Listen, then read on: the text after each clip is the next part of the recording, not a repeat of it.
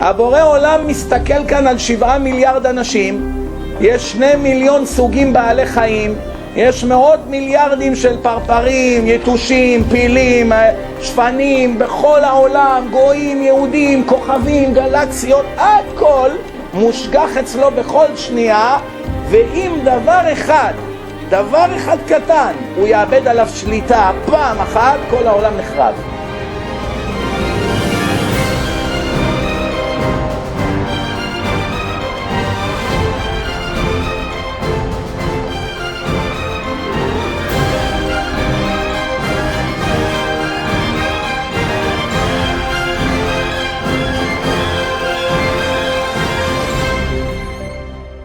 כשאדם מבין את גדלות הקדוש ברוך הוא, מבין מה זה הקדוש ברוך הוא, והקדוש ברוך הוא יש לו זמן להתעסק בפרעוש כמוני, זה נראה דבר שלא נתפס בשכל. גלקסיות, מיליארדים של גלקסיות, כוכבים, מערכות שלמות של כוכבים ענקיים פי 1000 מכדור הארץ כל אחד ומעלה, והכל זז, וכל העולמות, ועולמות עליונים, ושבעה ריקיים, ומלאכים, ואני הפרעוש, אכפת לו איך הנחתי תפילין ומה יצא לי מהפה ואיך אני מתלבשת וכו'.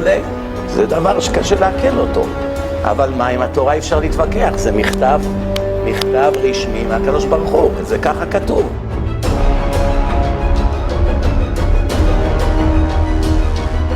אם הספר הזה, תורה מלשון הוראה, באמת ניתן על ידי זה שברא אותי, באמת ניתן על ידי זה שנותן לי חמצן כל יום, באמת נברא על ידי זה שמפרנס את העולם, זה שמספק לכולם אוכל, וזה שמזווק זיווגים ומביא ילדים, והוא שולט במחלות כמו שהתורה אומרת, כתוב בתורה, אני השם רופאיך, את המחלה אשר שמתי במצרים לא אשים עליך. רואים שמי שמביא לנו את המחלות זה הבורא, ומי שלוקח אותם זה אך ורק הוא, נכון? הוא משתמש ברופאים, הוא משתמש גם בחשמלאים, הוא משתמש בחיילים, בטייסים, בכל מה שיש בעולם.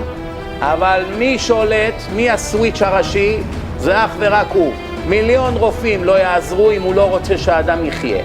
ואם הוא רוצה שהאדם יחיה, הרופא הכי מצ'וקמק בעולם פתאום יצליח. למה? כי ככה הוא רצה. ובני אדם גדולים ככל שיהיו, לא יכולים להשפיע על הבריאה ללא רשותו. אין דבר בעולם, אפילו איך עלה ייפול מהעץ, אם ייפול לצד ימין או ייפול לצד שמאל, זה משפיע על כל הבריאה. כל יצור בעולם, אם תתבונן בו טוב, תתפעל מגודל הדבר. אומרת לך התורה, מותר האדם מן הבהמה עין. אין לך שום יתרון על בעלי החיים. מלבד מה? דבר אחד רק. מלבד הנשמה הטהורה, הישות הרוחנית, האנרגיה הרוחנית האלוקית שיש לך בתוך הגוף, זה הדבר היחיד שמבדיל אותך מבעלי החיים. נו, ואז מה? מה ההמשך? מלבד הנשמה הטהורה, שהיא עתידה ליתן דין וחשבון לפני מלך מלכי המלכים הקדוש ברוך הוא. נו, אז מה מיוחד בזה? עדיף היה להיות בעל חיים ולא לתת דין וחשבון, לא? לא נכון. אם תעשה את מה שציוו אותך, תרוויח אין סוף של עונג. אל תסתכל על השלילי ותוותר. בביזנס יש הרבה מכשולים, יש השקעות, יש הרבה עסקי אוויר. אנשים 10 שנים עובדים על איזה פטנט, לפעמים נכשלים בסוף, אז מנסים עוד פעם ועוד פעם עד שמצליחים. כשזה מגיע למצוות מוותרים מראש. למה? כי לא מאמינים.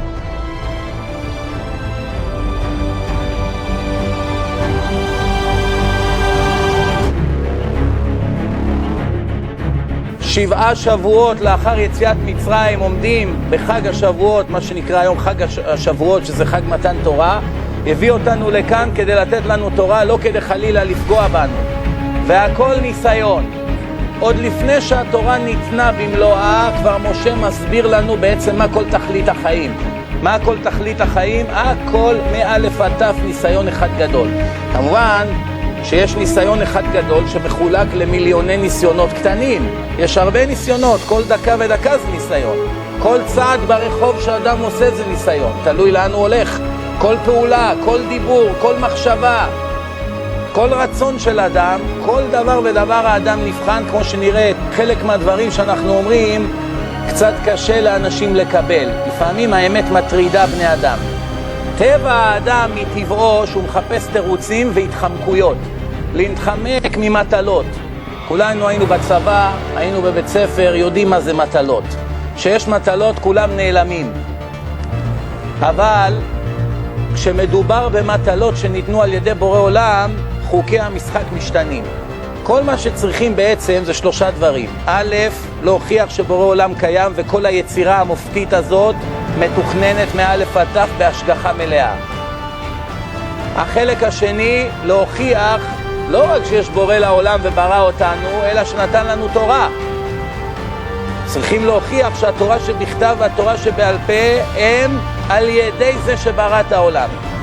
והחלק השלישי והחשוב מכל, אם כך, האם מצאנו אי פעם יצירה ללא תכלית?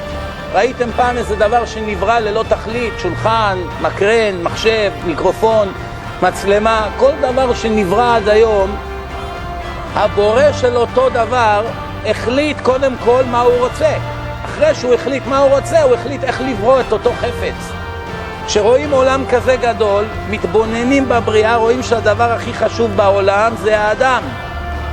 האדם שולט בכל הטבע, בחיות, בחומרי הגלם, בצומח, כל מה שיש בעולם מתחת שלטונו של האדם. אז רואים שבורא עולם ברא פה אדם שהוא הנושא, גולת הכותרת של כל הבריאה. ואחרי שהאדם נברא בעולם, הייתכן שנברא האדם לתוהו, שאין לו תכלית? ועוד יותר, שאלה קצת יותר קשה, הייתכן שבורא עולם שם כאן מיליוני בני אדם בלי לגלות להם מה תכלית הבריאה? לפי גודל היצירה, כך יודעים על גדלות היצרן. לייצר כיסא של $20, לא צריכים להיות גאון, יום-יומיים הדרכה ואתה יודע לייצר כיסא. לייצר וילונות צריך שבוע של אימונים. לייצר מחשב צריך 20 שנה. לייצר ספינת חלל צריך 100 שנה של אימונים ותכנונים עד שעשו ספינת חלל. זאת אומרת, ככל שהדבר יותר מתוחכם, כך אני יכול להישבע שהיצרן היה יותר חכם ויותר בעל יכולת. עכשיו, האם ראינו אי פעם, בכל פינה שבעולם, יצירה שלא היה לה תכלית? האם יש כאן מישהו שיכול להגיד מהיום שהוא נולד ומה שהוא למד וראה בכל החיים שלו, שהוא יכול להחזיק משהו ביד ולהגיד זה נוצר סתם כי בא לאיזה מישהו לייצר את זה? לא היה לזה שום תכלית. מעולם לא מצאנו כזה דבר. אף פעם לא היה כזה דבר. כל דבר שנוצר אי פעם, קדם לו תכנון רב. האם ייתכן שהיצרן שברא את האדם, ברא אותו ללא תכלית? שאלה ראשונה. שאלה שנייה, האם ייתכן שהיצרן ברא את האדם, כמובן שהוא ברא אותו עם תכלית, יש לו אצבעות, יש לו ידיים, רגליים, שכל, הבנה, זיכרון, כל מיני דברים. אז ברור שלאדם יש תכלית, אבל האם ייתכן שהיצרן ברא את האדם ולעולם לא גילה לו מה התכלית שלו בחיים? אז בשביל מה הוא עשה את זה?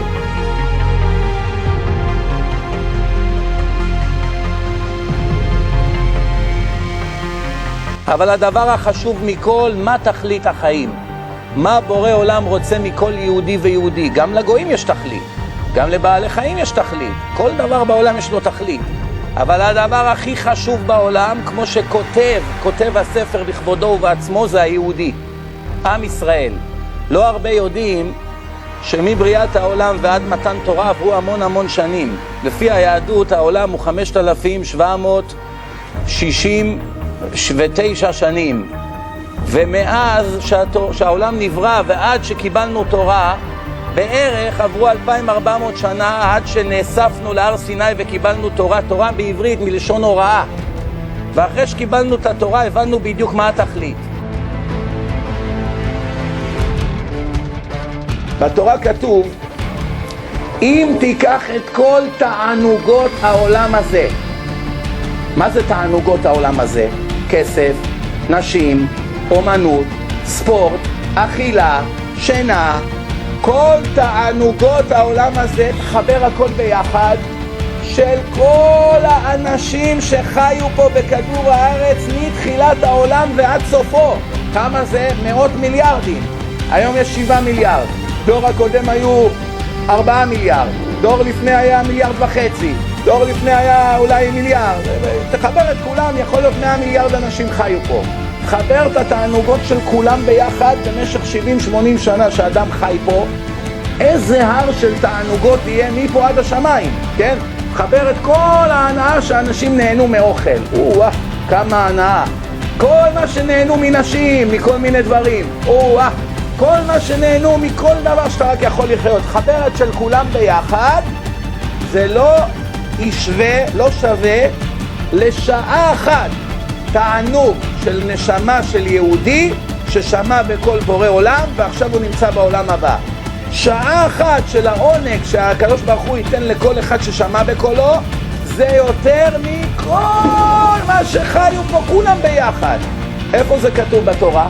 יפה שעה אחת של קורת רוח בעולם הבא מכל חיי העולם הזה.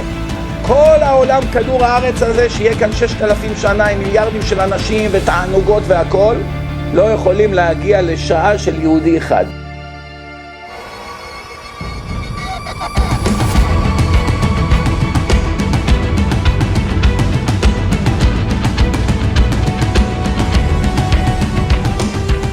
אלא מה זה כל תעשיית הבלוף על זה? המפץ, הפיצוץ, מקרה, הכל זה, מה זה כל זה? למה יש כל כך הרבה דחף לאנשים להכחיש את התורה? למה? למה אף אחד לא מנסה להכחיש מילון אבן שושן, מובי דיק? כל מיני ספרים שכתבו עד היום, אף אחד לא מנסה להכחיש. את התורה כולם מנסים להכחיש. למה? כי התורה מחייבת את האדם להשתנות, והאדם לא רוצה להשתנות. רוצה להישאר נואף, גנב, עצלן, רמאי, לעשות את כל הטריקים שבעולם, ולא רוצה להשתנות. לכן מה הדרך הכי קלה? מה, אני אשמור שבת עכשיו? עזוב אותי, מה, אני אלך בחום הזה, אני אלך לבית הכנסת 20 דקות? לא בשבילי. עזוב אותך שטויות, הרבנים כתבו את זה, המציאו את זה, כל אחד בא, המציא משהו, והנה נהיה לך תורה. זה הרבה יותר קל מאשר להגיד, כן, התורה היא אמת, רק מה, אני חי בשקר. אנשים לא באים ואומרים, שמע, התורה אמת, אני לוזר. לא אומרים את זה. מה אומרים? עזוב אותך, תוכיח שטויות, בלוף.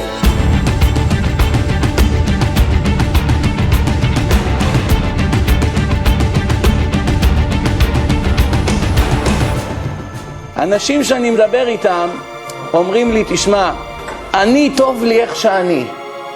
אתה תהיה מה שאתה, עזוב אותי איך שאני טוב לי. יש אנשים חושבים שטוב להם.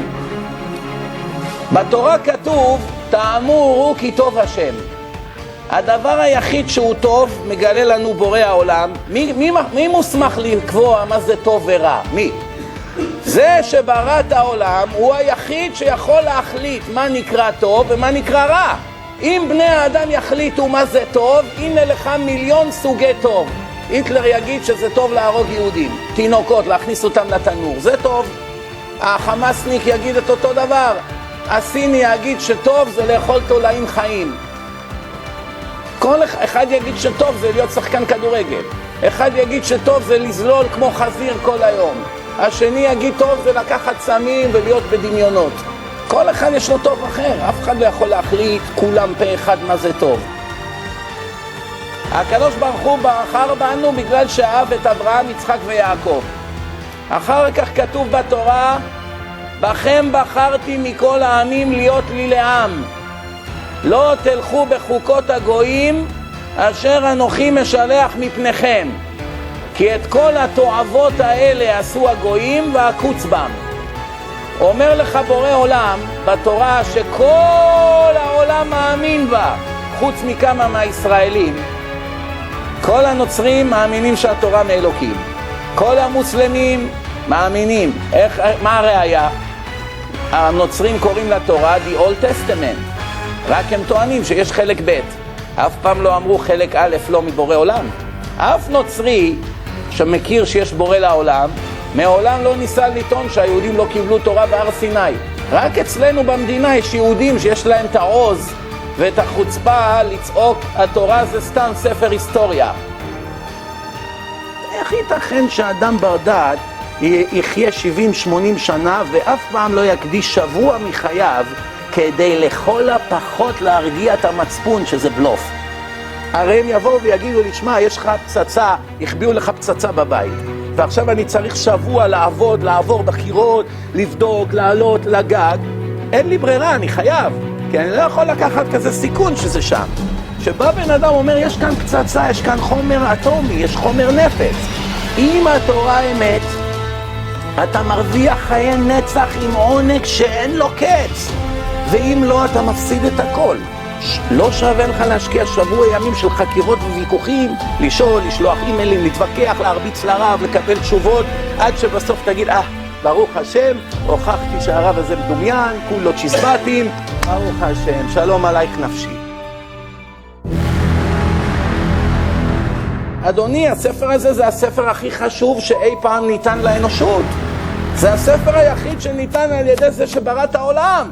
כל שאר הספרים זה אנשים כתבו. זה ספר שבורא עולם נתן, תורה מלשון הוראה. ויש בספר הזה אלפים של הוכחות שמראות שאדם לעולם לא יכול היה לכתוב כזה ספר. אני אתן לכם דוגמה אחת. דוגמה אחת. כתוב שמה שליהודי אסור לאכול דגים שחיים בים שהם לא כשרים. אומרת התורה שבעל פה, כל מה שיש בו קסקסים מובטח שיש בו סנפירים, גרנטי. לעולם לא תמצא יצור שיש בו קסקסים ולא מצאת בגוף שלו סנפירים. למשל, אם תמצא נחש עם קסקסים שמגרדים אותו והקסקסים נופלים, והנחש יש לו זנב הרי, אין לו סנפירים, כל היהדות הלכה פייפה, נגמר הכל. אין יום כיפור, אין פסח, אין תפילין, אין שבת, אין כלום. למה? כי אם תימצא טעות אחת בתורה, טעות אחת, זה מעיד שהתורה לא ניתנה על ידי בורא עולם. טעות אחת אנושית, זה לא יכול להיות מבורא עולם. בורא עולם לא טועה. והנה עד היום מעולם לא נמצא שום יצור שיש בו קסקסים ולא היה בו סנפירים. מעולם. זה אנחנו מדברים 3,320 שנה. 3,320 שנה. ויש כאלה דוגמאות בלי סוף, אחת אחרי השנייה, בכל פרק, בכל עמוד בתורה. הייתכן שהאדם לפני 3,320 שנה יכול היה לכתוב כזה דבר? כדי לכתוב כזה דבר צריך קודם כל לראות את כל המים שבעולם בו זמנית. לראות את כל היצורים שזזים ולהבטיח אין כזה דבר בכל העולם. זה א'. דבר שני, צריך לחזות את כל 3,300 שנה שצריכים לבוא, שלא ימציאו כזה יצור, המדענים או בטבע. גם זה צריך לדעת. דבר שלישי, צריך לשלוט בכל הטבע כדי להבטיח שאף פעם לא יהיה כזה דבר. יש בן אדם שיכול היה לכתוב כזו הבטחה? הבורא שם בתורה מספיק ראיות כדי להראות לכל מי שרוצה לראות את האמת שאת הספר הזה אדם בשר ודם לא יכול היה לכתוב. זה אחד ההוכחות.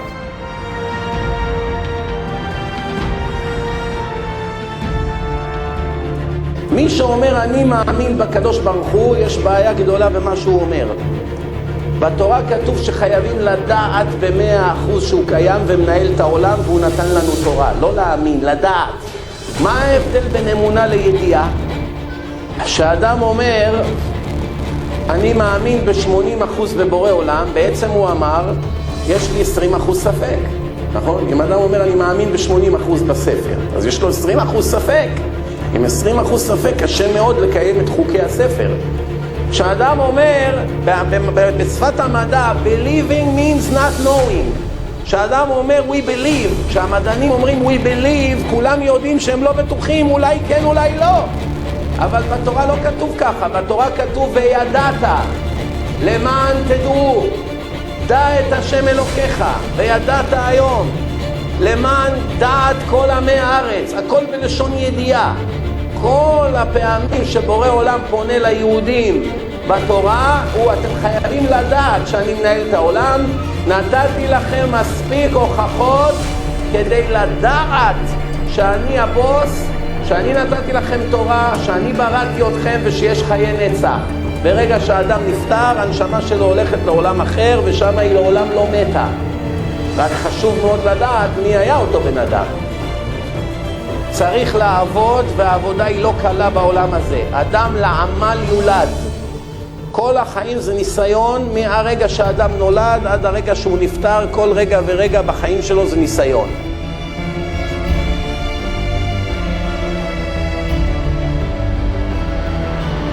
טבע האדם, כיוון שהקדוש ברוך הוא רצה ללמד את האדם שהעולם הזה זה הכל זמני, עולם השקר, אלמה דשיקרא, הגמרא אומרת, אל תתאהב בעולם הזה יותר מדי, עוד לפני שתרגיש הוא נגמר. העולם הזה כהרף עין. מה זה הרף עין? ראיתם איך העין של האדם נסגרת? כל 8-9 שניות האדם ממצנץ, הוא לא מרגיש. נסגר ונפתח, לא מרגישים. למה? זה כל כך מהר שאפילו לא חושבים על זה. ככה העולם הזה, הגמרא אומרת. בנית, קנית, עבדת 30 שנה, פתאום נגמר, ואתה אומר, מה, אני כבר בן 70? הכל הלך, זוכר שהייתי תינוק. הכל עובר ברגע. אבל העולם, הקדוש ברוך הוא רצה ללמד אותנו שהעולם הזה זה בלוף. אל תתאהב בעולם הזה, זה לא העולם האמיתי, זה רק פרוזדור לעולם הנצח. לכן הוא נתן שכל דבר חומרי נמאס על האדם מהר. כמה שהאדם עושה אותו יותר, הוא יותר מואס בו. אדם קנה מרצדס חדשה, ביום הראשון הוא לא יושן, פרפרים בלב. כל רגע הוא יורד לחניון, מסתכל, מנקה, מרוק, היה קצת אבק. תבוא אחרי שנה, איזה אוטו, מה אפן, נמאס כבר, מה, אני צריך משהו חדש. למה? מה, לפני שנה רקדת משמחה. תרגל.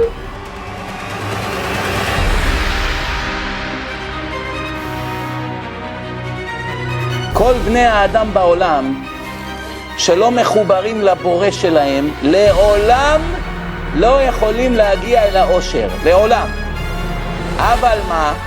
יש כל מיני דברים בחיים שמתעתעים באדם, שנותנים לו דמיונות כאילו הוא שמח, כאילו. אבל באמת, אם תשימו לב, תראו שכל השמחה הזאת היא זמנית ומדומה. זה לא אושר אמיתי. למשל, אדם שהלך לבלות, אז הוא נהנה שעה, שעתיים, אחרי זה נגמר, יש רקנות. אדם שעשה עסקה יפה והרוויח הרבה כסף, תוך שבוע הוא יתרגל לכסף, הוא כבר לא מאושר יותר, הוא יתרגל, גמרנו. כמה זמן הוא רוקד שעשה $1,000,000? כמה זמן?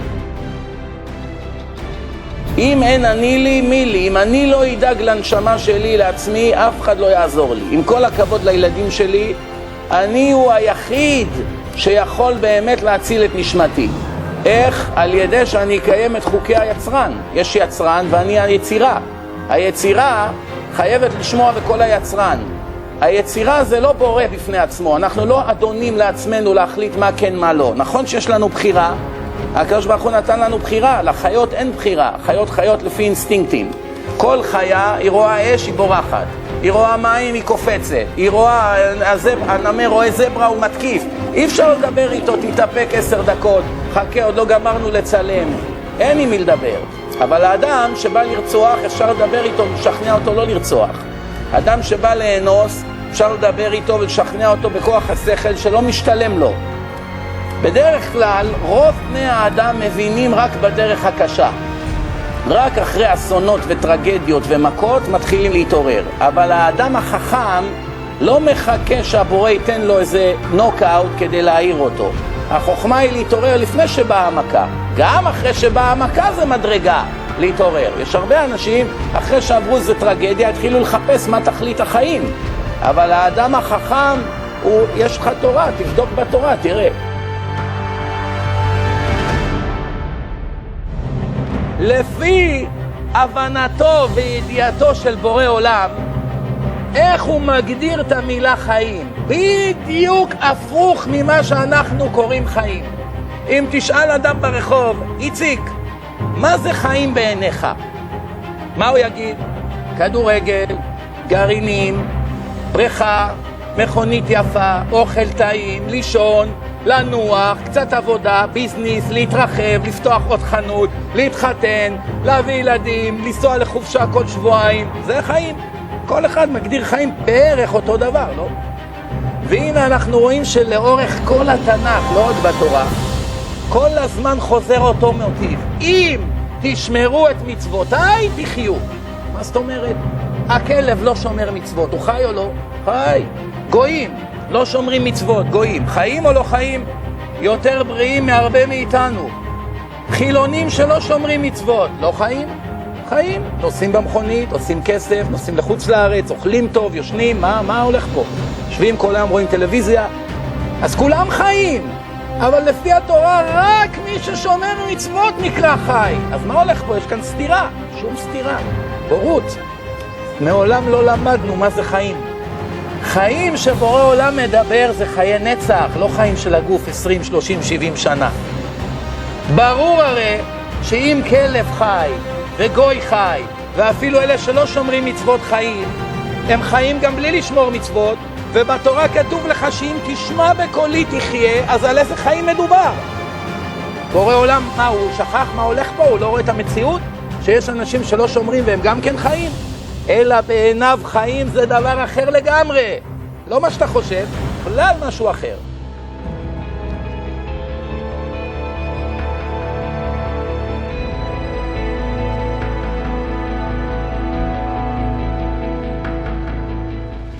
אני נותן לכם תורה לא בשביל שתעמוד על המדף מהרגע שנולדת עד הרגע שתמות עם אבק ואף אחד לא פתח ולא יתבונן בה פעם אחת. בערך 15 שנים אני מוסר הרצאות בכל מיני מקומות, בעברית, באנגלית, וכבר ברוך השם הכרנו אלפי אנשים, אם לא עשרות אלפי אנשים עד היום. מצטבר, אתם יודעים, זה עוד 50, זה עוד 100, זה עוד 200, זה עוד 50, זה מצטבר. שלא לדבר על האינטרנט ועל הדיסקים, שזה כבר בצורה לא ישירה. וכבר שאלתי עשרות פעמים בקהל, מי קרא את התורה בעיון פעם אחת? ואני לא מגזים, עד היום עוד לא מצאתי יהודי אחד חילוני, מה שאנחנו קוראים חילוני, שאינו שומר מצוות, שקרא את התורה בעיון מתחילתה ועד סופה אפילו פעם אחת. לעומת זאת, מצאנו אנשים שנותנים אין סוף נאומים נגד התורה, וכשמתחילים לחקור אותה, מתברר שהם לא קראו את התורה, הם בכלל אין להם א' ב' של התורה. אבל נאומים נגד יש להם מכאן ועד הודעה חדשה. זה צריך עיון, איך ייתכן כזה דבר? הרי דמיינו לעצמכם שאני מגיע עכשיו לכנס מנתחי מוח בפלורידה, ואני נכנס לאולם ויש שם מאות מנתחי מוח הכי גדולים בעולם, ואני נכנס בסערה, attention please, ככה, וכולם מסתכלים, מי זה הרופא הזה? ואני מתחיל לתת להם כל מיני נאומים על המוח, עד שאחד קלט שכולי בלוף. אומר לי, excuse me sir, מאיפה אתה? מהמעברה. איזה אוניברסיטה היית? תראה את המאסטר שלך, תראה את הדוקטורט שלך. מה, אני צריך דוקטורט? אתם תגידו לי מה זה? זה הכל בלוף, כל הניתוחים האלה שלכם. בואו אני אלמד אתכם איך עושים. מה יעשו לי? יהפכו אותי לליצן החצר, 1000 שנה לא יפסיקו לצחוק עליי. רק שזה מגיע לדעת, אין סוף של ביזיונות, התורה סופגת ממי? מיהודים, איך ייתכן? אני, בעוונותיי הרבים, מאז שהיה לי את העימות עם הכומר, אז יש לי כבר מאות גויים שלא עוזבים אותי. אין יום שאני לא מקבל בין 5 ל10 אימיילים או טקסט מסג'ז או טלפונים מגויים שרוצים להתגייר. שראו את העימות, ראו מה זה נצרות, והחליטו שהגיע הזמן באמת להידבק לאמת. אז אני שואל את עצמי, ריבונו של עולם, אלה שאין להם תורה, לא, הם מוסרים להם, לא עוזבים אותך. טלפונים ואימיילים ותחנונים ומוכנים לעזוב את העבודה, בחלקם נשואים, עם ילדים, מוכנים להתגרש ברגע, לעזוב את האישה ואת הילדים, לעזוב את המקום שלהם, את החנות שלהם, לעזוב הכל, להגיע כאן לניו יורק, להתגייר, להישאר כאן, ללמוד תורה בלי פרוטה בכיס. ואנחנו שיש לנו אמת נצחית, רובנו מתעלמים ממנה, איך ייתכן? ואני אומר מסקנה של, אומרים אין חכם כבעל ניסיון. אחרי שכבר התבוננתי וראיתי בתופעה הזאת, אלפי אנשים שלא מקיימים את התורה, יש לזה רק סיבה אחת. איך אומרים? בורות. חוסר ידע ביהדות. יכול להיות שהוא גאון במחשבים, יכול להיות שהוא גאון בהיסטוריה, יכול להיות שהוא גאון בכל מיני דברים.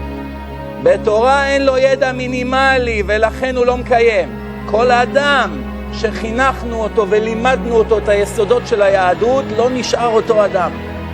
גם אלה שיש להם יצר הרע גדול נגד, בעל כורחם החליטו להשתנות כי הם ידעו שהמחיר הוא כבד מדי, לא כדאי, לא משתלם להפסיד כזו הזדמנות. אומרת התורה ולמדתם אותם. תורה לא ניתנה בשביל היופי, יש לה תכלית. קודם כל יהודי ויהודייה חייבים ללמוד תורה, לדעת על מה מדובר, מה הם ההוראות של היצרן.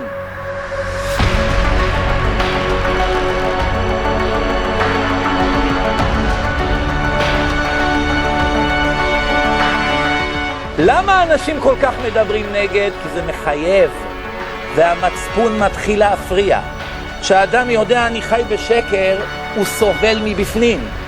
אז כדי למנוע ממנו את הסבל, הוא משכנע אותו בתת מודע, הכל שקר, לא יכול להיות. זה לא ייתכן. והוא כל הזמן עסוק בלרמות את עצמו. למה הדבר דומה? אדם נדלקה לו מנורה באוטו, צ'ק אנג'ן, תבדוק מנוע במהירות. המנורה מהבבת, צפצופים. זה מלחיץ אותו. יכול להיות שזה $10,000 נזק. מנוע הלך, זה נזק רציני. הוא רץ מהר למכונאי, שמע, אני בבעיה. המכונאי אומר לו, יש לי 2 דרכים לטפל בבעיה.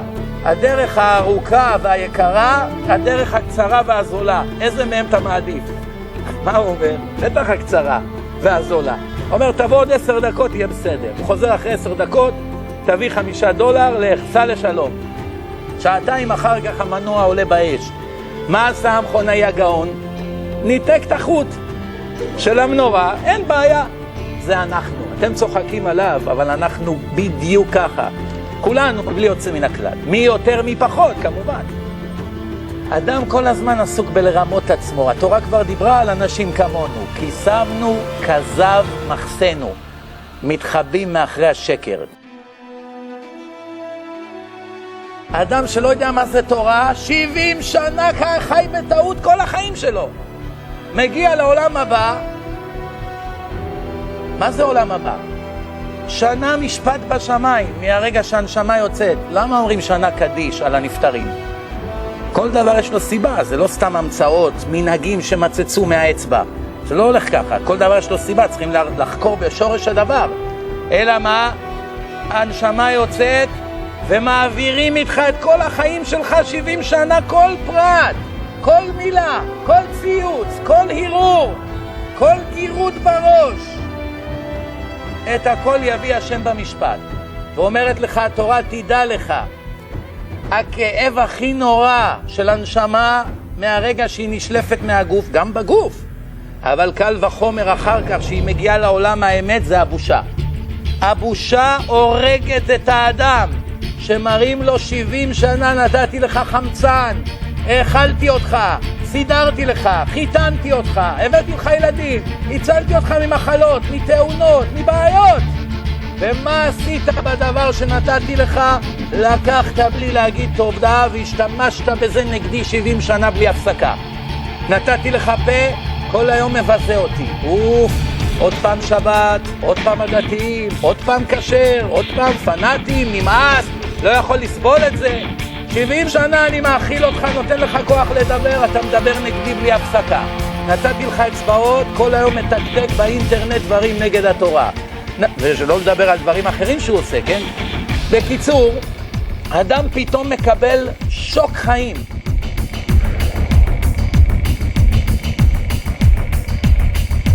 שבעים שנה, מה לא ראית שכתוב בתורה עין רואה ואוזן שומעת וכל מעשיך בספר נכתבים? לא האמנת שהתורה היא אמת? 5% סיכוי היה? בטח שהיה. 5% כולם מודים. על אחוז רעל בכוס לא שתית. 5% סיכוי שמה שכתוב בתורה אמת והעזת לעשות, איך ייתכן? פתאום האדם, איך אומרים? ייפול לו הסימון, רק הבעיה זה מאוחר מדי, ששם כבר אי אפשר לתקן. כל עוד האדם חי בגוף, הנשמה היא בתוך גוף, יש ניסיון, יש שכר ועונש, יש בחירה חופשית, אפשר לתקן. נשלפה הנשמה מהגוף, חצי שנייה אחר כך כבר האדם מבין מה קרה. הוא כבר רואה מה קורה ליד הגופה שלו, באים, צועקים, בוכים, כבר מתחילים בלוויה, קדיש, הילדים צורכים, ליד הקר, הוא כבר מבין, הוא רואה הנשמה שלו מתחילה להתרומם, הוא כבר מבין, אוי, איפה נפלתי, כבר אי אפשר לתקן. רק בתוך הגוף אפשר לתקן.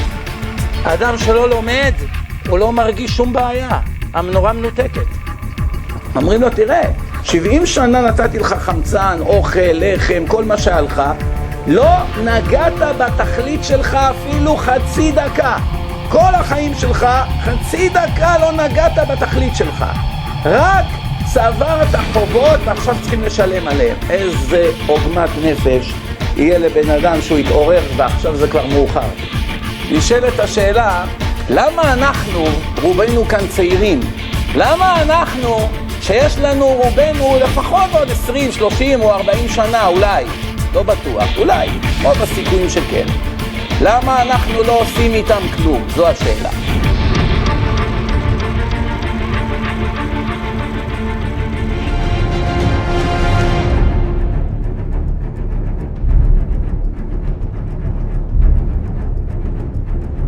האומר, אחטא ואשוב, אין מספיקים בידו. מי שאומר, בסדר, ראיתי את האמת, יודע התורה היא אמת, יודע השם אמת, יודע יש חיים אחר המוות, יודע ששבת זה אותי ביני וביניכם, זה דבר חשוב מאוד. אין לי עכשיו זמן, אני באמצע הקריירה, אני באמצע עכשיו, עוד לא עשיתי כסף, עוד לא התחתנתי, שיהיה לי ילדים, זה עוד לא דחוף כל כך, כל אחד והתירוצים שלו, שכולנו יודעים שזה סתם סיפורי סבתא בשני גרוש, כל הסיפורים והתירוצים, זה הכל עניין של תאוות, פשוט לא רוצה לשעבד את התאוות שלו, רוצה להמשיך לחיות בכל ההנאות המדומות שלו, אז האדם הזה שכבר יום אחד כן רוצה, אין מספיקים בידו. מה פירוש? לא מונעים ממנו, אבל לא עוזרים לו. ובלי סייעתא דשמיא אי אפשר אפילו לדפוק מסמר בקיר, למרות שזה נראה פעולה פשוטה מאוד. כשהבורא רוצה, תצליח. שלא אתה תדפוק עם הפטיש, תשבור את האצבע. כל דבר צריך עזרה, רק אנשים מתרגלים, הולך ברחוב. אני צריך שהבורא יעזור לי ללכת? אם היית יודע כמה מיליארדים של ניסים הבורא עושה כל שנייה בגוף שלך כדי שתוכל ללכת, לא היית מעיז לצייץ. למה?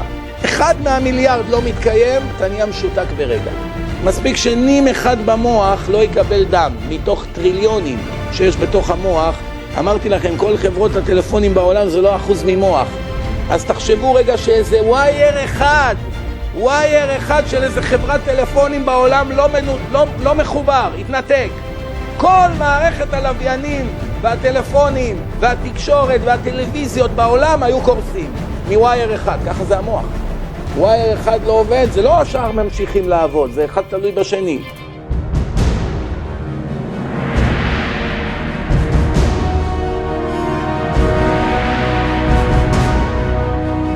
להעריך את האמת זה קל, כולנו יודעים מה האמת. לחיות על פי האמת זה כבר ניסיון. אני, קדוש ברוך הוא, בראתי יצר הרע, בראתי תורת תבלין, זה לא צחוק. התורה זה אנטיביוטיקה נגד הזיהום הרוחני שיש בכל אחד מאיתנו. בלי תורה אדם לעולם לא יכול לנקות את הנשמה שלו.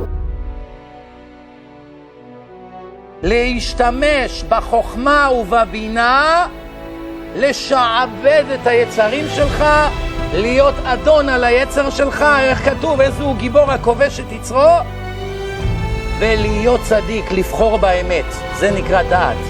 אומרים לך חז"ל, אם השגת מדרגה של דעת, שאתה לא משועבד לחומר, אלא אתה אדון על היצר שלך, ואתה שולט בכל התאוות שלך, אתה הבוס, לא חסר לך כלום בעולם, אתה מלך.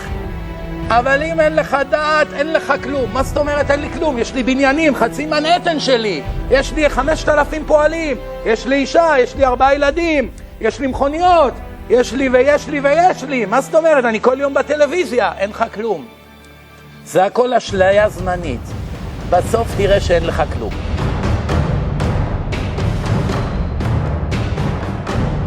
כתוב, פתח לי פתח כפתחו של מחט, ואפתח לך כפתחו של אולם. כל מה שאתה צריך לעשות זה להגיד לקדוש ברוך הוא, תעזור לי להתקרב אליך. זהו. אבל בכל הלב. תעזור לי לחיות חיי אמת, לא לחיות בשקר. חבל, אני תוך עיניים, אני חי חיי שקר. אין בחיים האלה טעם, זה סתם אשליה של רגע. תעזור לי להגשים את התכלית שעבורה נבראתי. בראת אותי, שמת אותי, יש לי תפקיד בעולם. חבל שאני אהיה פה 70 שנה ואני לא אגע בתכלית שלי. חבל, תעזור לי לקיים את התכלית.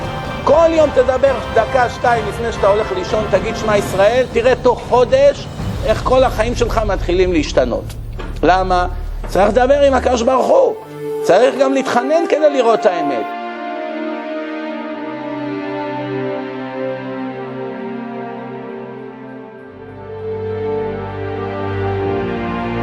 היום הזה השם אלוקיך מצווך לעשות את החוקים האלה ואת המשפטים, ושמרת ועשית אותם בכל לבבך ובכל נפשך. זאת אומרת, התכלית של האדם, קיבלת חוקים, קיבלת מצוות, אתה חייב למסור את נפשך ב100%, לא ב70-80%, זה לא מספיק. לשמור את כל המצוות, לא רק מה שנוח לך. רוב האנשים שמתחילים להתחזק ומה שנקרא היום חוזרים בתשובה, לאיזה מצוות הם מיד נמשכים? מה שקל. מי שמיליונר, אז הוא זורק כמה מאות דולרים, כמה אלפי דולרים, צדקה. יש כל מיני מצוות שמוצאות חן בעיניו, הוא מיד מתחיל. כל דבר שקצת קשה הוא דוחה לאחר כך. מה אומרת התורה? הכל, בלי יוצא מן הכלל, ולא רק שהכל, במסירות נפש עד קצה היכולת. לא חפיף. חפיף זה לא מספיק. ואז ממשיכה התורה לשמור חוקיו ומצוותיו ומשפטיו, לשמוע בקולו.